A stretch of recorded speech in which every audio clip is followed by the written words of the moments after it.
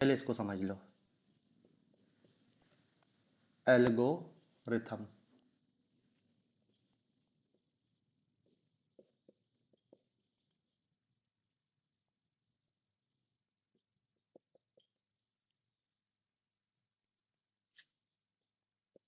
Algorithm ये क्या होता है, इस एल्गोरिथम को समझोगे तो फिर फ्लो चार्ट बताते हैं। देखो, एल्गोरिथम की यदि परिभाषा है कि एल्गोरिथम किसी वांछित परिणाम को प्राप्त करने के लिए, किसी वांछित परिणाम को प्राप्त करने के लिए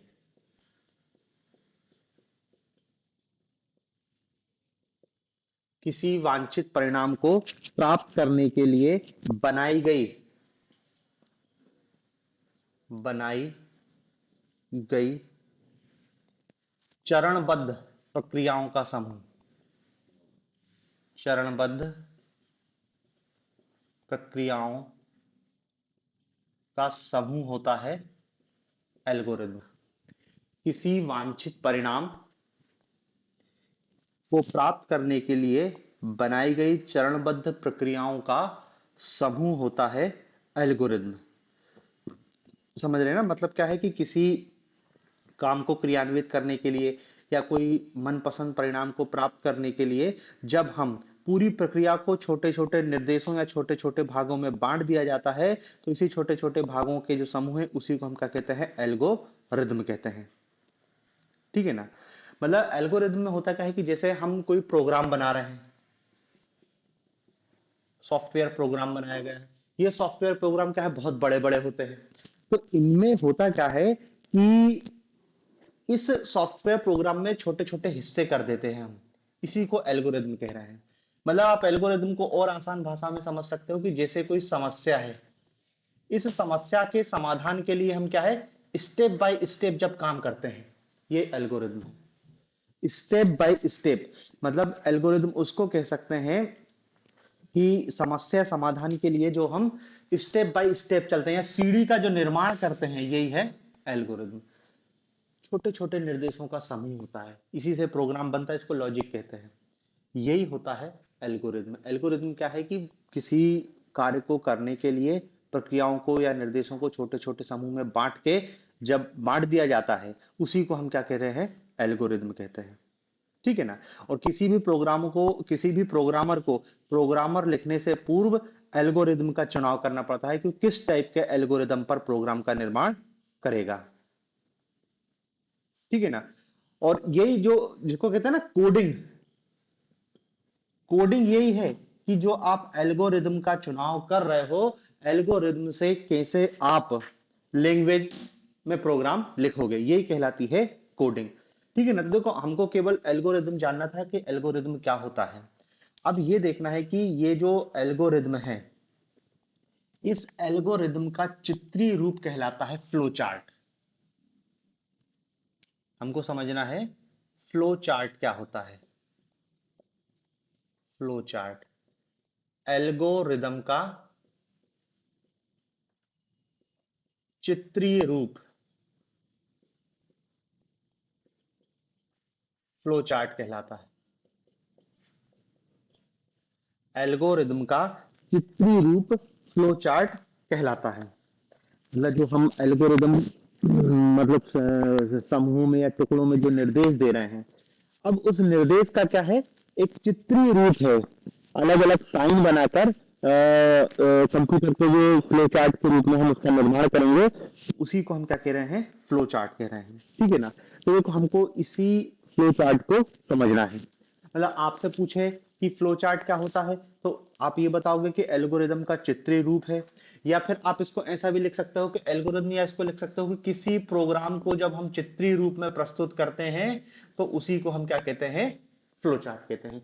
किसी प्रोग्राम को जब हम चित्रीय रूप में प्रस्तुत करते हैं, तो उसी को हम क्या है, फ्लो चार्ट कहते हैं। और इसमें क्या है, स्टेप बाय स्टेप किसी समस्या को सुलझाया जाता है, तो वो एल्गोरिदम है। एल्गोरिदम की यही परिभाषा लिखी थी कि स्टेप बाय स्टेप चलते हैं। तो यहाँ पे भी फ्लो चार्ट में क्या है, स्टेप बाय स्टेप चलेंगे किसी समस्या के समाधान के लिए। देखो, आपको ये याद रखना है कि इस फ्लो चार्ट में कुछ सिंबल का उपयोग किया जाता है, वो सिंबल कौन कौन से हैं। ये फ्लो चार्ट में जो प्रमुख सिंबल यूज किए जाते हैं उन्हीं को हमको देखना है। तो देखो फ्लो चार्ट में एक सिंबल होता है ऐसा,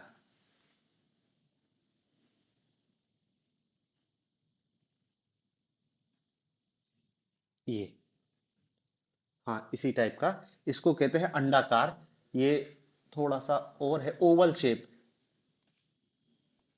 ओवल शेप ऐसा, ये है आपका ओवल शेप, अंडे के आकार का। इस चित्र का प्रयोग कब करते हैं, ये चित्र है, ये कहलाता है स्टार्ट सिंबल। स्टार्ट सिंबल मतलब क्या है, फ्लो चार्ट की शुरुआत ये चिन्ह से की जाती है। ये चिन्ह बना दिया मतलब क्या है, फ्लो चार्ट शुरू हो गया है। तो आप ये चिन्ह याद रखना कि ओवल शेप का उपयोग किया जाता है जब हम शुरुआत करते हैं। स्टार्ट का सिंबल है ये ओवल शेप, फिर ओवल शेप स्टार्ट का सिंबल है, फिर ये एक सिंबल है, ये कहलाता है processing symbol. Processing symbol, processing symbol मतलब क्या है, ये जो आप आयत रेक्टेंगल देख रहे हो, ये प्रोसेसिंग सिंबल है। और प्रोसेसिंग सिंबल में क्या है, इसका उपयोग गणितीय कार्य के लिए करते हैं। गणितीय कार्य मतलब गुणा भाग जोड़ घटाना जो भी होता है, ये रेक्टेंगल प्रोसेसिंग सिंबल कहलाता है। ठीक है ना। तो देखो ओवल शेप हो गया स्टार्ट सिंबल, रेक्टेंगल हो गया प्रोसेसिंग सिंबल, फिर एक और होता है सर्किल जो कहलाता है कनेक्टर सिंबल। ये क्या है, कनेक्टर सिंबल।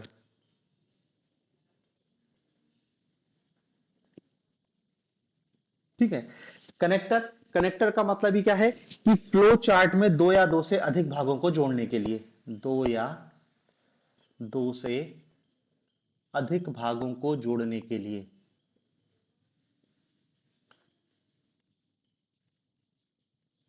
फ्लो चार्ट में दो या दो से अधिक भागों को जोड़ने के लिए हम ये कनेक्टर सर्किल का उपयोग करते हैं। ठीक है। फिर एक होता है हेक्सागोन सिंबल।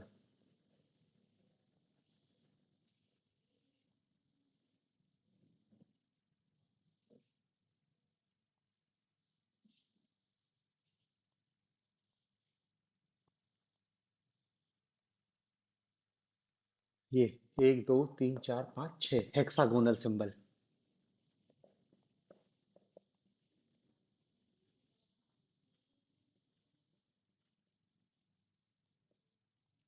ये क्या है, इसका उपयोग, ये दरअसल क्या है, प्रिपरेशन सिंबल भी कहा जाता है। और इसका उपयोग लूप को प्रदर्शित करने के लिए किया जाता है। लूप को प्रदर्शित करने के लिए जब प्रोग्रामिंग होती है तो प्रोग्रामिंग में लूप बनाया जाता है, लूप का उपयोग किया जाता है। तो आप तो बस इतना याद रख लो कि हेक्सागोनल सिंबल क्या है, लूप को प्रदर्शित करता है। और फिर देखो ये एक अजीब आकृति है,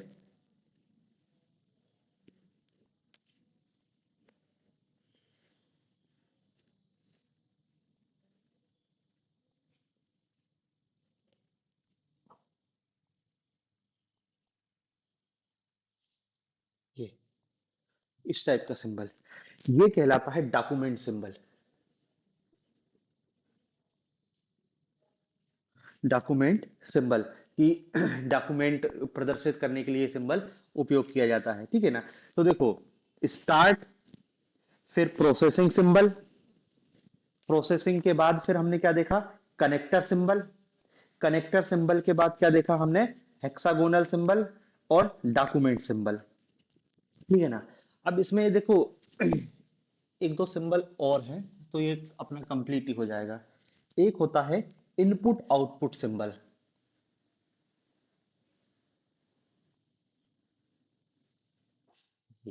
इस टाइप का, ये कहलाता है input output symbol. Input output symbol. समझ रहे हैं, इनपुट आउटपुट को चिन्ह को प्रदर्शित करता है। और एक होता है फ्लो लाइन सिंबल, ऐसा, ये ये ये कहलाता flow line. Flow line symbol वो क्रम को दर्शाता है कि इसके बाद ये, इसके बाद ये। तो जो जो फ्लो चार्ट में फ्लो को दर्शाता है उसको कहते हैं फ्लो लाइन सिंबल। जो इनपुट आउटपुट को दर्शाता है वो कहलाता है इनपुट आउटपुट सिंबल। और एक होता है डायमंड के शेप का, होता है एक सिंबल कुछ इस टाइप का।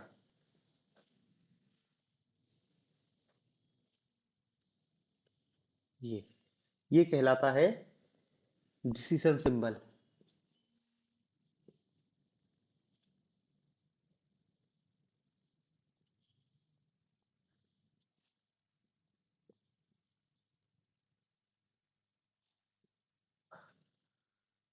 ठीक है ना। तो देखो, अभी तक इसमें से पूछे नहीं गए हैं एल्गोरिदम फ्लो चार्ट में सिंबल, लेकिन आपको कुछ सिंबल तो बहुत सिंपल होता है, जैसे स्टार्ट का सिंबल ये पूछा जा सकता है, क्योंकि वो प्रोग्राम को स्टार्ट, फ्लो चार्ट को स्टार्ट ही करता है। फ्लो लाइन सिंबल भी सरल ही है। इनपुट आउटपुट भी आपको समझ ही आ रहा है। बस आप एक दो बार इन चित्रों को देख लोगे ना, तो आसानी हो जाएगी इसको याद रखने में। बाकी देखो, फ्लो चार्ट के फायदे क्या हो, तो भैया इसमें ये ब्री में तो नहीं पूछेगा, मेंस में पूछ सकता है कि फ्लो चार्ट क्या होता है और फ्लो चार्ट क्यों बनाया जाता है, फ्लो चार्ट के फायदे क्या होते हैं। तो फ्लो चार्ट को फायदे हैं क्या है, कि इस फ्लो चार्ट से जो प्रोग्राम है वो आसानी से डिजाइन हो जाता है। फायदा फिर भी बता दे रहा हूं। फायदा, इस फ्लो चार्ट के फायदे क्या है, सबसे पहले तो इसके द्वारा क्या है, सॉफ्टवेयर और प्रोग्राम को आसानी से डिजाइन कर सकते हैं। प्रोग्राम को आसानी से डिजाइन कर सकते हैं। दूसरा फायदा क्या है, लॉजिक को समझने में, प्रोग्राम में जो लॉजिक होता है वो समझ में आता है। प्रोग्राम में लॉजिक को समझने में मदद मिलती है, समझने में मदद मिलती है। डीबगिंग करना में आसान होता है ये।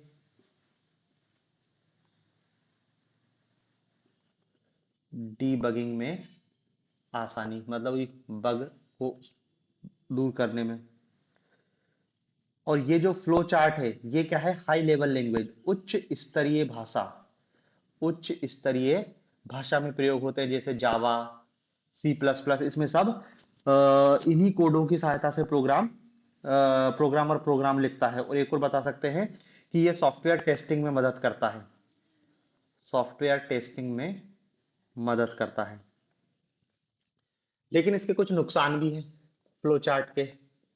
नुकसान, नुकसान क्या है, कि बड़े प्रोग्राम का फ्लो चार्ट बहुत कठिन हो जाता है। बड़े प्रोग्राम का फ्लो चार्ट कठिन हो जाता है। बड़े प्रोग्राम का फ्लो चार्ट बनाना बहुत कठिन हो जाता है। फ्लो चार्ट को रिप्रोड्यूस करना मुश्किल है, फिर से बनाना, रिप्रोड्यूस करना मुश्किल है। फ्लो चार्ट में बदलाव करना कठिन है। बदलाव बदलाव करना कठिन है। और फ्लो चार्ट बनाने में ज्यादा समय लगता है, समय अधिक लगता है। तो देखो, ये दोनों आप क्या कहते हैं, फायदे नुकसान दोनों बता दिए हैं। प्री में तो नहीं पूछे थे, लेकिन मेंस में जरूर पूछ सकता है कि फ्लो चार्ट बनाने के क्या फायदे हैं, क्यों बनाया जाता है, या फ्लो चार्ट के नुकसान है क्या। ठीक है ना। तो दोनों ही संदर्भ में अपन ने समझ लिया कि फ्लो चार्ट होता क्या है और ये क्या उपयोग में लाया जाता है, इसके फायदे क्या है, नुकसान क्या है। ये हो गया आपका फ्लो चार्ट। फिर फ्लो चार्ट के बाद एक और छोटी सी चीज और इसी में है। कंप्यूटर में थोड़ा सा नंबर सिस्टम को समझ लेते हैं, ये भी प्री में पूछ सकता है। Computer number system,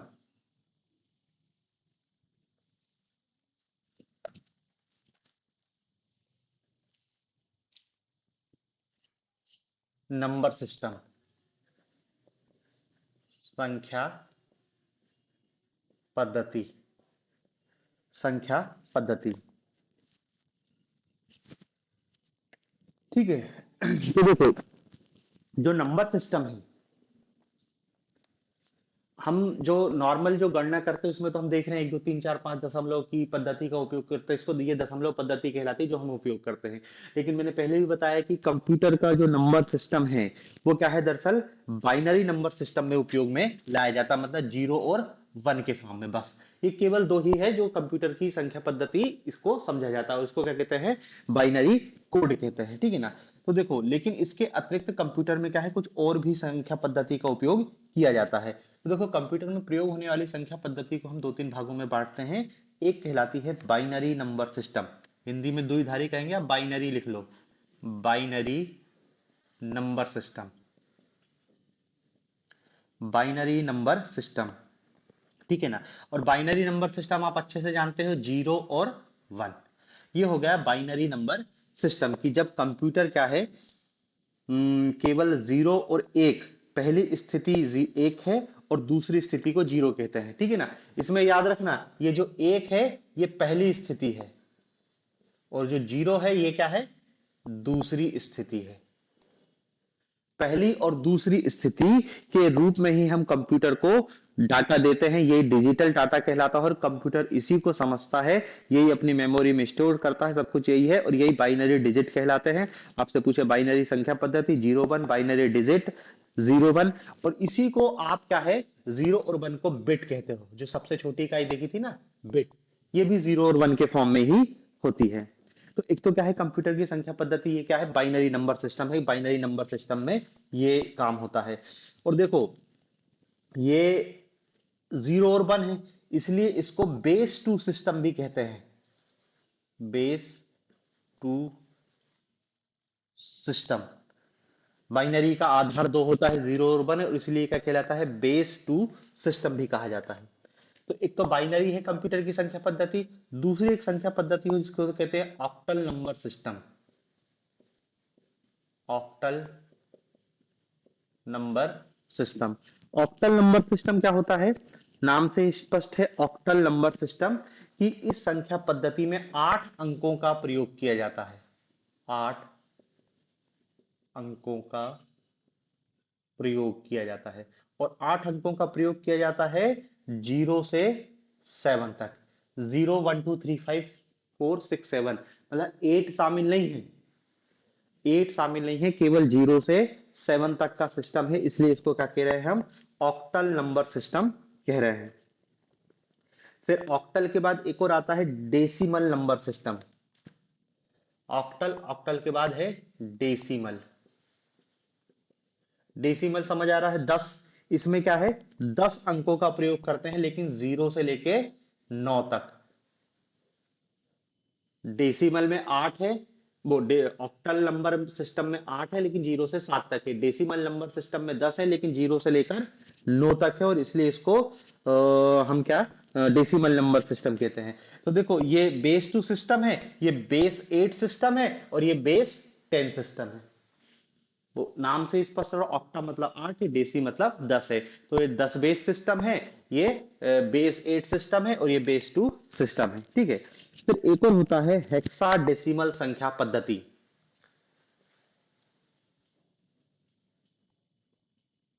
hexadecimal, hexadecimal number system. अब देखो, हेक्साडेसिमल, हेक्साडेसिमल मतलब होता है 16।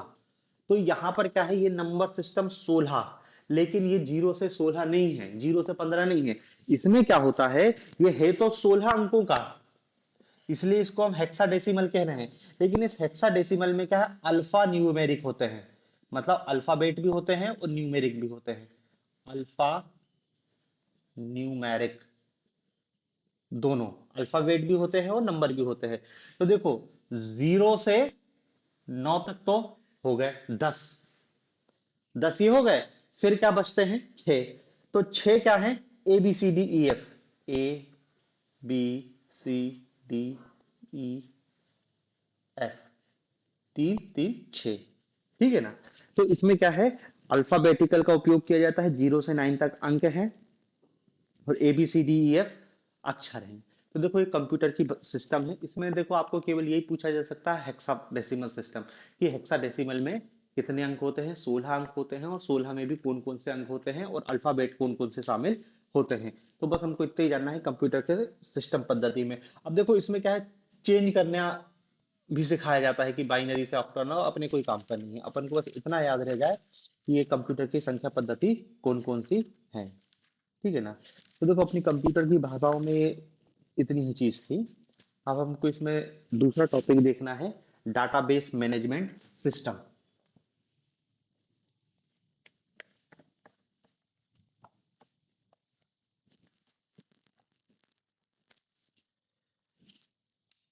Database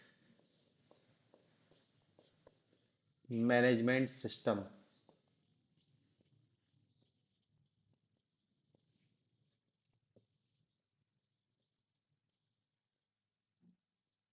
D B M S, database management system. Database management system.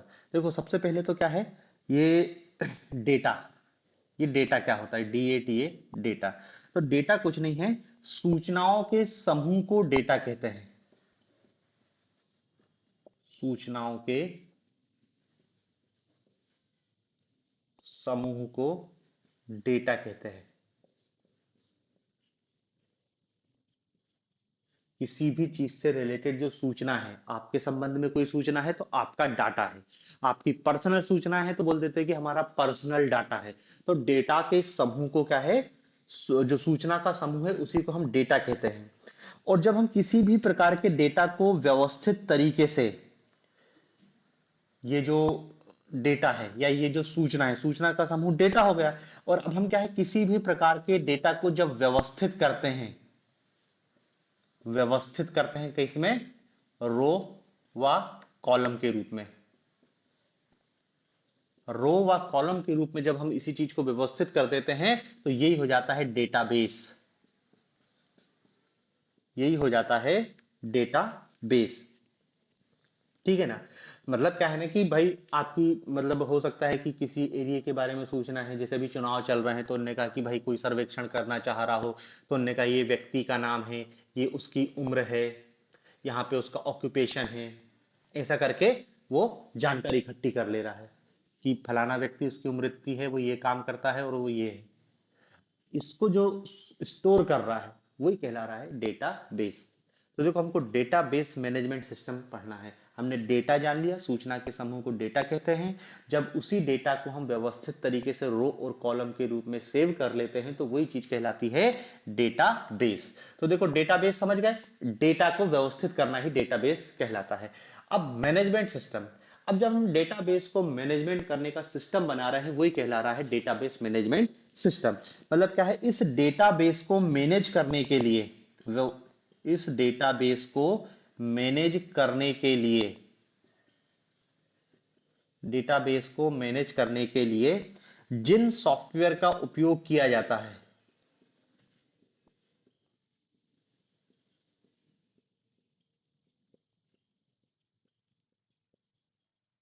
जिन सॉफ्टवेयर का उपयोग किया जाता है वो कहलाते हैं डेटाबेस मैनेजमेंट सिस्टम सॉफ्टवेयर, या वही कहलाता है डेटाबेस मैनेजमेंट सिस्टम। कि डेटाबेस को व्यवस्थित तरीके से मैनेज करने का सिस्टम ही कहलाता है डेटाबेस मैनेजमेंट सिस्टम। और इस डेटाबेस मैनेजमेंट सिस्टम में बहुत सारे सॉफ्टवेयर होते हैं। विश्व का पहला DBMS सॉफ्टवेयर का निर्माण 1960 में हुआ था। चार्ल्स बैशमैन ने किया था।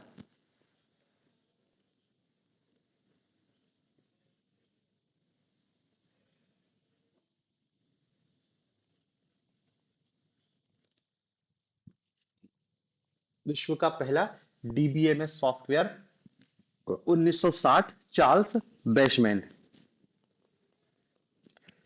फिर 1970 में IBM ने एक DBMS बनाया जो दुनिया का पहला रैशनल DBMS था। 1970 किसने, IBM ने, कंपनी है इंटरनेशनल बिजनेस मशीन। उसने बनाया था रैशनल डीबीएमएस, रैशनल डीबीएमएस। फिर इसमें एक और याद रखना, 1991, 1991, 1991 में माइक्रोसॉफ्ट ने,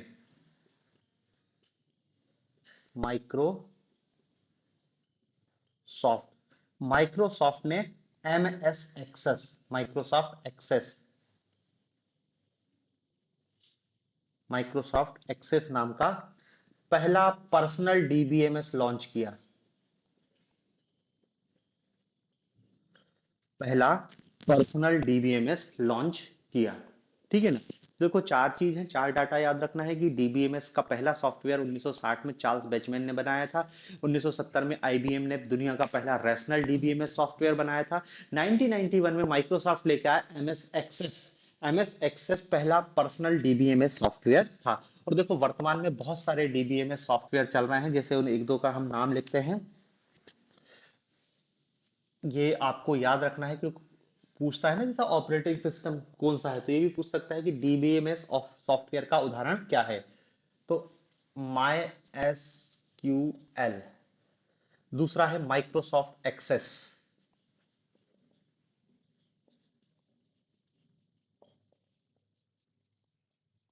Microsoft access MS access, FoxPro तीसरा, फॉक्स प्रो, चौथा है ओरेकल,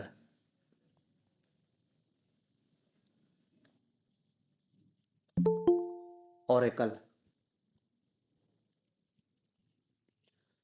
ओरेकल। फिर है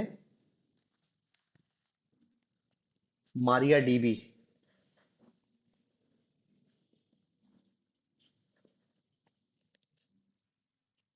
छठवा लिखना पोस्टे पोस्टेजर एसक्यूएल,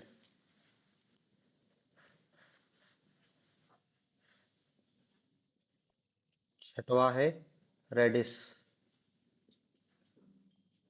और वो सातवां, और आठवां लिखना E L A S T I C S E A R C H, Elasticsearch, Elasticsearch. ठीक है ना। तो देखो ये इस समय मेन डीबीएमएस सॉफ्टवेयर है, ये आपको याद रखना है, क्योंकि सीधे पेपर में क्वेश्चन पूछा जाएगा कि निम्नलिखित में कौन सा डीबीएमएस सॉफ्टवेयर का उदाहरण नहीं है। ठीक है ना। तो इतने आपको याद रखने हैं। ठीक है। अब बाकी देखो, मैं इसमें यही पूछ लेगा कि डीबीएमएस सॉफ्टवेयर के क्या उपयोग हैं, या डीबीएमएस सॉफ्टवेयर के लाभ क्या हैं। तो आप देखो खुद ही समझ रहे हो कि जब हम डेटा को व्यवस्थित तरीके से रखेंगे तो कितना आसान रहेगा किसी भी सूचना को एक्सेस करना। कि भाई आपने किसी क्षेत्र के पूरे व्यक्तियों की जानकारी रखी है, अब आपसे जानकारी मछली की, अच्छा 25 वर्ष से कम उम्र के जितने लोग हैं उनकी नाम की लिस्ट दे दो हमको। अब यदि आपने क्या है डाटा को रो और कॉलम में व्यवस्थित करके रखा है, तो आपको बहुत आसानी से दिख जाएगा कि यार ये लोग 25 वर्ष से कम हैं। तो डीबीएमएस सॉफ्टवेयर का सबसे मेन फायदा क्या है कि इसमें किसी भी सूचना को आसानी से एक्सेस किया जा सकता है। तो देखो जहां पर भी बहुत बड़ी मात्रा में सूचनाएं होती हैं, जैसे रेलवे टिकटिंग बुक करती है, कितनी सारी ट्रेन है, उसमें कितनी सीट खाली है, कितनी भरी हुई है, इसके लिए क्या है पूरा व्यवस्थित करके रखना पड़ता है। तो रेलवे का अपना डीबीएमएस सॉफ्टवेयर होता है। फ्लाइट बुकिंग, बड़ी बड़ी कंपनियां हैं जिनके पास सैकड़ों कर्मचारी हैं, सैकड़ों कर्मचारियों की क्या स्थिति है, उनके अटेंडेंस की क्या स्थिति है, उनकी छुट्टी कितनी बाकी है, कितनी सैलरी है, कितना उन पे कर्ज है, बहुत सारी चीजें होती हैं। तो मतलब क्या है जितने भी बड़े सेक्टर हैं, रेलवे सेक्टर, बैंकिंग सेक्टर, बड़ी बड़ी कंपनियां, flight booking, railway booking, social media, बड़े हॉस्पिटल, जो भी अपने पास डेटाबेस को मैनेज करता है, चुनाव आयोग अपने पास डेटाबेस को मैनेज, तो जिसके पास भी डेटा है उस डेटा को वो व्यवस्थित करने के लिए किसी न किसी डेटाबेस मैनेजमेंट सॉफ्टवेयर का उपयोग करेगा ही करेगा। ठीक है ना। तो लगभग लगभग मतलब देखो जितना महत्वपूर्ण ऑपरेटिंग सिस्टम होता है कि ऑपरेटिंग सिस्टम किसी भी कंप्यूटर को चलाता है, वर्तमान में ये डीबीएमएस सॉफ्टवेयर सबसे ज्यादा उपयोगी। देखो जिसके पास जितना बड़ा डाटा होगा उसके पास उतना अच्छा डीबीएमएस सॉफ्टवेयर उसको रखना पड़ेगा, क्योंकि डाटा को एक्सेस भी करना है ना। जरूरत के हिसाब से डाटा को निकालना है। तो लगभग लगभग हर जगह इस डीबी में सॉफ्टवेयर का उपयोग किया जाता है। बाकी इसका फायदा तो आप ही पता है कि भाई सीधे सीधे डाटा को एक्सेस करने में आसानी होती है। ठीक है, इसकी मदद से कम स्पेस में हम ज्यादा डाटा को स्टोर कर सकते हैं, डाटा को एडिट कर सकते हैं, डाटा को डिलीट कर सकते हैं, डाटा को पुराने डाटा में नया डाटा हम इंसर्ट कर सकते हैं, डाटा को फिल्टर करने में आसानी होती है, डाटा को एक्सपोर्ट इंपोर्ट करने में आसानी होती है, और बैकअप मतलब बैकअप रखना भी थोड़ा सा आसान हो जाता है। ठीक है ना, तो ये डीबीएमएस सॉफ्टवेयर के उपयोग हैं। अब इसमें हमको देखना है डीबीएमएस के घटक। डीबीएमएस के घटक, तो देखो डीबीएमएस सॉफ्टवेयर के घटक वही हैं जो कंप्यूटर के घटक होते थे। एक हार्डवेयर है,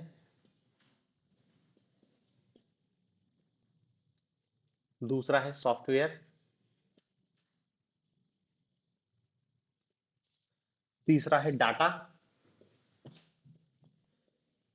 चौथा है यूजर, और पांचवा है प्रोसीजर। ये डीबीएमएस के घटक हैं, hardware, software, data, user, procedure. और देखो कुछ नया नहीं है, जो कंप्यूटर घटक हार्डवेयर आप ही जान रहे हो कि कीबोर्ड है, माउस है, मॉनिटर है, सब हार्डवेयर है। तो ये सब क्या है, डीबीएमएस के हार्डवेयर के घटक हैं। सॉफ्टवेयर आप जान रहे हो, जो डीबीएमएस सॉफ्टवेयर है वो सॉफ्टवेयर का घटक है। डेटा मैंने बता ही दिया, सूचनाओं का समूह है। और यूजर, यूजर क्या है कि भाई उपयोग करता है, जो डाटा को इंसर्ट कर रहा है या जो डाटा को निकाल रहा है वो यूजर कहलाएगा। और प्रोसीजर क्या है कि भाई डीबीएमएस से संबंधित जो भी नियम है कि कैसे डाटा को स्टोर करना है, क्या उसके लिए नियम बनाए गए अंतरराष्ट्रीय स्तर पर, ये सब क्या है, प्रोसीजर कहलाता है। तो देखो डीबीएमएस के घटक है, आपको 5 घटक याद रखना है, hardware, software, data, user, procedure, ये डीबीएमएस के घटक होते हैं।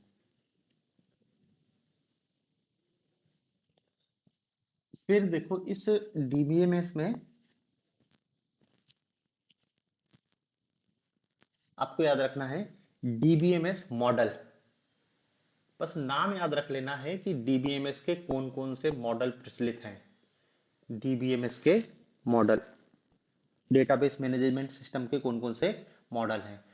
तो देखो एक मॉडल है hierarchy model.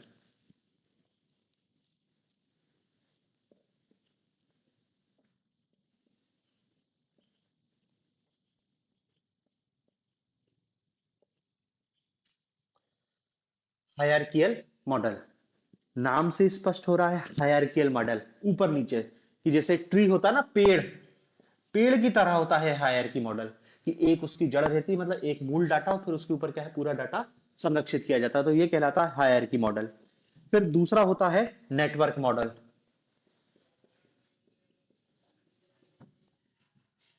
Network model, network model मतलब समझ रहे हैं ना, कि एक मेन डाटा और उससे रिलेटेड बहुत सारा डाटा, कि ये एक मेन डाटा हो गया और ये पूरा क्या है, ऐसा नेटवर्क बन गया। तो ये कहलाता है नेटवर्क मॉडल डीबीएमएस का। फिर तीसरा होता है relation model.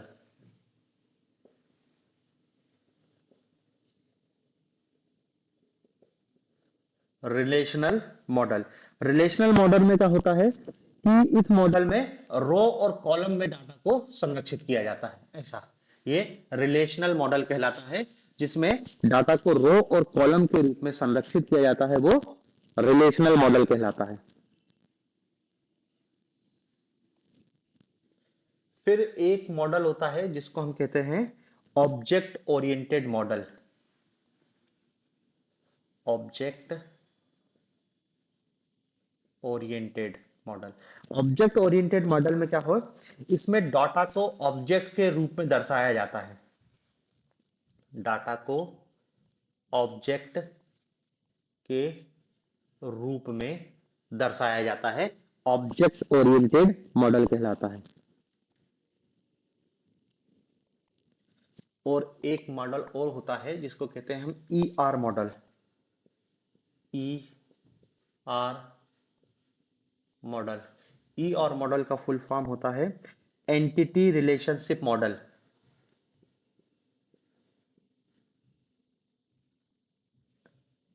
Entity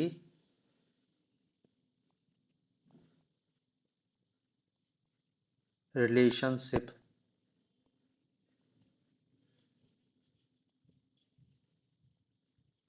entity relationship model. Entity relationship model क्या होता है कि इसका उपयोग डेटाबेस की संरचना बनाने के लिए किया जाता है और ये टॉप डाउन अप्रोच पर आधारित होती है, मतलब ऊपर से नीचे। देखो इसमें आपको कुछ नहीं, डीबीएस के अलग अलग मॉडल के नाम याद रखने हैं, इनका भी बहुत डिटेल में है। इसमें सबसे महत्वपूर्ण क्या पूछ सकता है, रिलेशनल जो मॉडल है, क्योंकि रिलेशनल मॉडल में ही डेटाबेस को रो और कॉलम के रूप में संग्रहित किया जाता है या सेव किया जाता है। हायरार्की मॉडल और नेटवर्क मॉडल लगभग एक से हैं, लेकिन हायरार्की मॉडल को आप याद रखोगे ट्री के रूप में, कि इस मॉडल में डेटा को ट्री की तरह दर्शाया जाता है, वो हायरार्की मॉडल कहलाता है। मतलब एक डाटा दूसरे डाटा से जुड़ा हुआ होता है, एक के ऊपर की एक ही रूट होता है और वो उसके ऊपर पूरा डाटा संरक्षित होता है। नेटवर्क मॉडल में भी क्या होता है कि एक नेटवर्क मतलब एक मेन हो जाता है और बाकी उससे जुड़े हुए रहते हैं, लेकिन इसको ट्री नहीं, हायरार्की को ट्री याद रखना और नेटवर्क को जो कंप्यूटर नेटवर्क होता है इस रूप में याद रखना। रिलेशनल मैंने बता ही दिया, रो और कॉलम के रूप में है। बाकी ईआर मॉडल का फुल फॉर्म रखना है, entity relationship model. Entity relationship model क्या होता है कि इसमें डेटाबेस की संरचना बनाने के लिए इसका उपयोग किया जाता है, एंटिटी रिलेशनशिप मॉडल। तो ये डेटाबेस मॉडल आपको याद रखना है, एक दो तीन चार पांच टाइप के डेटाबेस मॉडल है। फिर इसमें डीबीएमएस में एक और चीज है कि डेटाबेस का संग्रहण कैसे किया जाता है। डीबीएमएस का संरक्षण या डेटाबेस का संग्रहण कैसे किया जाता है, उसकी संरचना क्या है।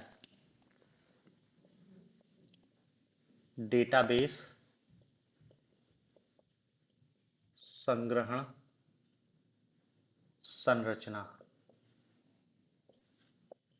डेटाबेस संग्रहण संरचना। देखो डेटाबेस संग्रहण संरचना में क्या है, आप इस रूप में इसको समझ सकते हो कि ये ऊपर से नीचे या नीचे से ऊपर। इसमें देखो जो सबसे छोटी यूनिट होती है वो कहलाती है बिट,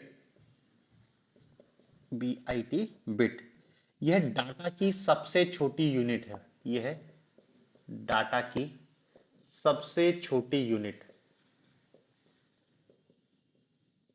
सबसे छोटी इकाई होती है। और सबसे छोटी इकाई मतलब क्या है, जीरो और वन बाइनरी सिस्टम में अभी बताए थे कि सबसे छोटा डाटा क्या होता है, बिट, जीरो और वन के फॉर्म में। ये सबसे छोटा डाटा कहलाता है, डाटा की सबसे छोटी इकाई है बिट। फिर बिट से बड़ी इकाई होती है जिसको कहते हैं कैरेक्टर। कैरेक्टर, कैरेक्टर क्या है, 8 बिट, 8 बिट या इसको 1 बाइट भी कह सकते हैं। 8 बिट या 1 बाइट से एक कैरेक्टर बनता है। और ये जो कैरेक्टर है ना, ये मनुष्य के समझ आने वाली, मनुष्य के समझ आने वाली यूनिट है।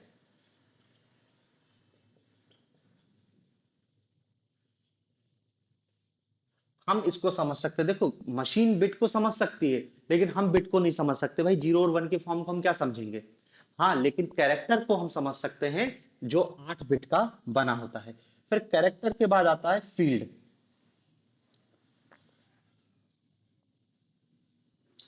फील्ड, फील्ड क्या है, कैरेक्टर का समूह फील्ड है। कैरेक्टर का समूह, कैरेक्टर के समूह को फील्ड कहते हैं। ये मूल डाटा के मान को स्टोर करते हैं। और इसमें ये लिख लेना कि यह सबसे छोटी लॉजिकल इकाई है, यह सबसे छोटी लॉजिकल इकाई। देखो डाटा की सबसे छोटी, डेटाबेस की सबसे छोटी इकाई बिट होती है, ये डेटा की सबसे छोटी इकाई है। लेकिन डेटा की सबसे छोटी लॉजिकल इकाई फील्ड होती है, जो कैरेक्टर से मिलकर बनी होती है। फील्ड के बाद आता है रिकॉर्ड। रिकॉर्ड,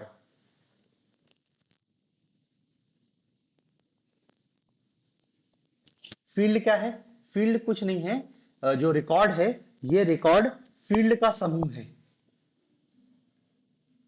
फील्ड का समूह, फील्ड के समूह को हम रिकॉर्ड कहते हैं। और रिकॉर्ड से बड़ी इकाई होती है फाइल। अनेक रिकॉर्ड का समूह फाइल कहलाती है। और फाइल से फिर सबसे बड़ी इकाई होती है, इसी को कहते हैं डेटाबेस। डेटाबेस, ठीक है ना। फाइलों के समूह को डेटाबेस कहते हैं। फाइलों के समूह को डेटाबेस कहते हैं, ठीक है। और फाइल क्या है? फाइल कुछ नहीं है, रिकॉर्डों का समूह फाइल कहलाता है। तो देखो ये डेटाबेस संग्रहण की संरचना है। मतलब आप किसी डेटाबेस को देखते हो तो डेटाबेस को जैसे ही खोलोगे क्या है, डेटाबेस के अंदर बहुत सारी फाइलें दिखाई देंगी।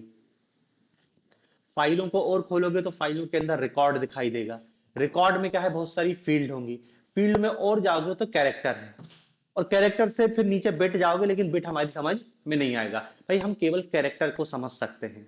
कैरेक्टर को भी समझ के हम कुछ नहीं कर सकते। हमारे जो काम की चीज है वो क्या है, फील्ड। इसलिए फील्ड को क्या कह रहा है, लॉजिकल इकाई, सबसे छोटी लॉजिकल इकाई। लॉजिकल इकाई मतलब क्या है, जो हम मतलब जान जिसको समझ सके। भाई कैरेक्टर तो हमको दिख जा रहा है कि भाई कैरेक्टर बना है, जैसे ABCD लिखा है, ये कैरेक्टर है, 8 बिट से मिलकर बना है, लेकिन हमारे वो कोई काम कर।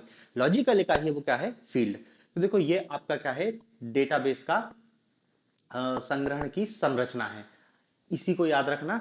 ये मतलब देखो फैल रही है, सबसे ज्यादा जगह डेटाबेस लेगा और डेटा सबसे छोटा। तो bit, character, field, record, file, database, या इसको database, file, record, field, character, bit, ये क्या कहते हैं, कम से ज्यादा और ये ज्यादा से कम। इसको याद रखना है, डेटाबेस संग्रहण की संरचना है। इसी रूप में संग्रहित होता है डेटाबेस।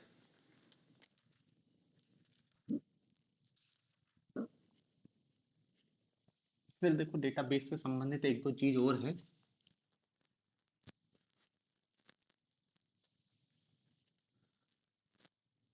देखो डीबीएमएस की अलग से लैंग्वेज होती है।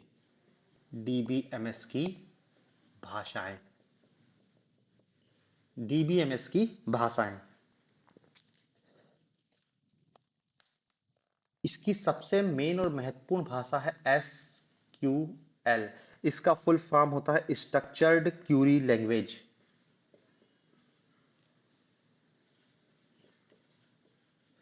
Structured QUERY, Curie language, structured Curie language, ठीक है ना। देखो ये डीबीएमएस सॉफ्टवेयर जितने भी हैं, ऑरेकल है, माई एक्सेस है, माई एसक्यूएल जो लिखे ना अपन ने, ये सब इसी भाषा पे बनाए गए हैं।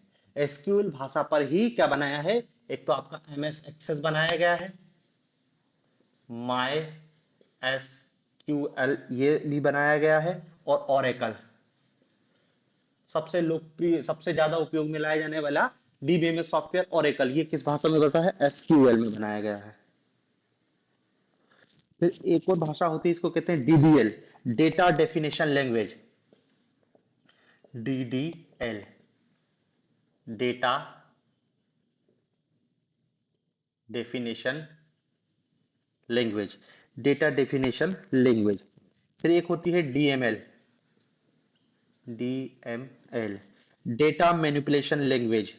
चौथी होती है DCL, TCL मतलब क्या है, data control language.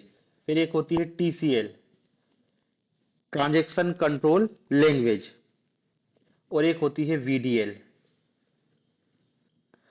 View definition language, view definition language. तो देखो अलग अलग लैंग्वेज का अलग अलग उपयोग है। जैसे व्यू डेफिनेशन लैंग्वेज है, व्यू इसमें क्या है, यूजर ऐसे यूजर इसका उपयोग करते हैं जिसमें उनको व्यू करना है, जैसे मैपिंग करना है, स्पेसिफाई करने के लिए किया जाता है।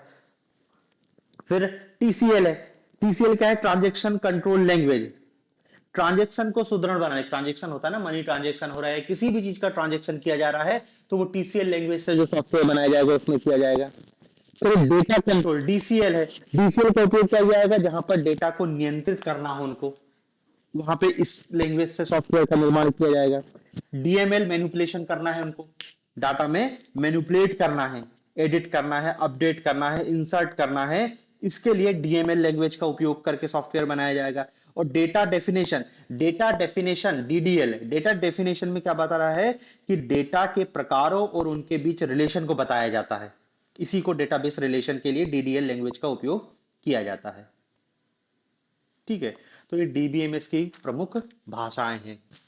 फिर एक दो शब्द हैं डीबीएमएस से रिलेटेड, उनको और जान लो तो ये अपना डीबीएमएस कंप्लीट हो जाएगा। देखो, डीबीएमएस में हम डेटाबेस को तो समझ चुके हैं कि डेटाबेस क्या है। डेटाबेस कुछ नहीं है, किसी भी प्रकार के डेटाबेस, किसी भी प्रकार के डेटा को जब हम रो और कॉलम में, डेटा को रो और कॉलम में जब व्यवस्थित करते हैं और सेव करते हैं तो वही कहलाता है डेटाबेस। ठीक है, फिर एक शब्द अब भी हमने फील्ड समझ क्या है। फील्ड क्या है? जिस स्थान पर डेटा को स्टोर किया जाता है, मूल डेटा के मान को जिस स्थान पर स्टोर किया जाता है वो फील्ड कहलाती है। जिस स्थान पर स्टोर करते हैं वो फील्ड कहलाती है। फील्ड के बाद एक और शब्द होता है रिकॉर्ड। ठीक है ना, डेटा के ग्रुप को रिकॉर्ड कहते हैं। डेटा के ग्रुप को रिकॉर्ड कहते हैं। फिर एक शब्द होता है, इसको कहते हैं टपल, TUPLE, टपल। टपल क्या है? टेबल की रो को टपल कहते हैं। टेबल की रो को टपल कहते हैं। फिर एक शब्द होता है जिसको कहते हैं cardinality, CARDI, cardinality, NALITY, cardinality. Cardinality क्या है? किसी टेबल में रो की कुल संख्या, रो की कुल संख्या को कार्डिनलिटी कहते हैं। एक शब्द होता है डिग्री, DEGREE, डिग्री। डिग्री क्या है? कॉलम की कुल संख्या, किसी टेबल में कॉलम की कुल संख्या, कॉलम की कुल संख्या। फिर एक शब्द होता है Meta data, META, Meta data. Meta data क्या है? वह डाटा जो दूसरे डाटा के बारे में बताता है। वह डाटा जो दूसरे डाटा के बारे में बताता है।